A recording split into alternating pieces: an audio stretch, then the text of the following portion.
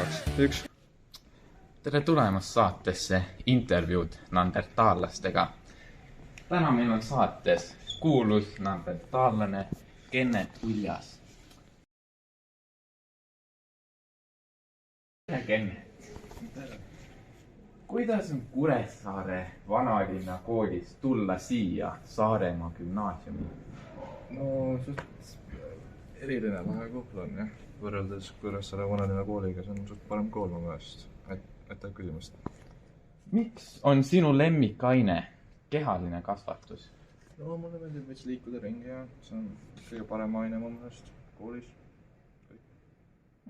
Päris tore. Kuidas on tulla maalt kooli? Mis on raskused ja mis on hea? Eks raskusi ei ole, kui nad on autoga. Suht nii 10 minutit. Suht jah. Millised on sinu lõpuootused elus? Lõpetada Saaremaa gümnaasium ja siis vaadata, mis seal edasi teha. Okei, päris tore. Mis tundeid sinust tekitas, kui sa oma ema kõhust välja tulid? Ma mõtleks suht nagu maagilise tunde.